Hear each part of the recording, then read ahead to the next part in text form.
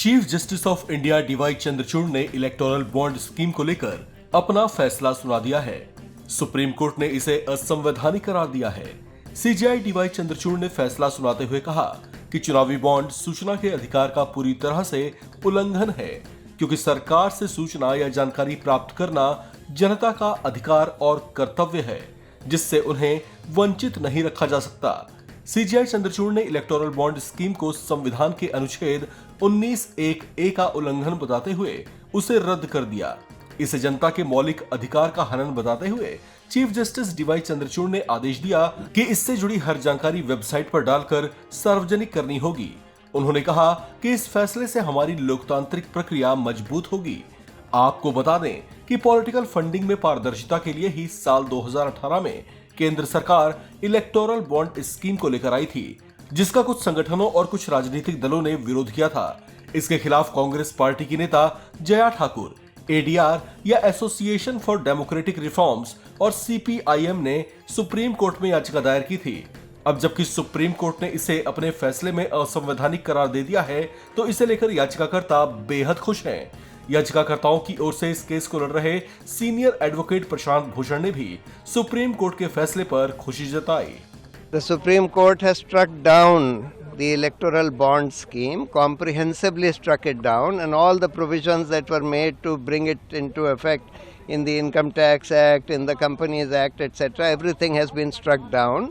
They have held that this violates the fundamental right to information of citizens to know about who is contributing this much money to political parties, etc.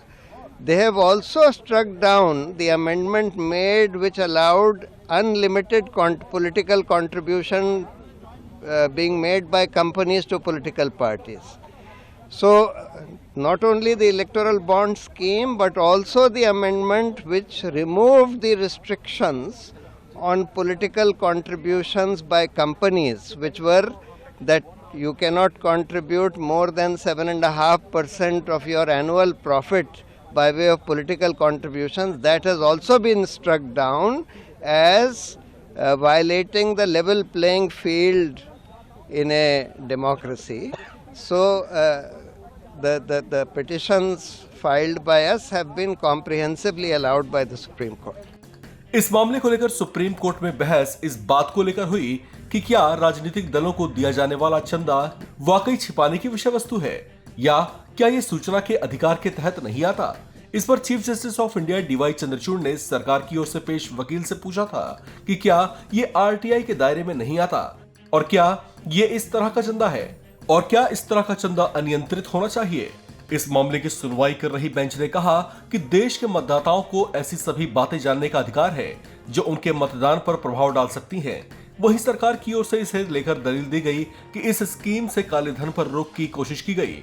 सरकार ने दानदाता की गोपनीयता रखने को जरूरी बताया था, लेकिन सरकार की ये दलील सुप्रीम कोर्ट को आश्वस्त नहीं कर पाई और आखिरकार इलेक्टोरल बॉन्ड स्कीम के खिलाफ फैसला सुनाया गया।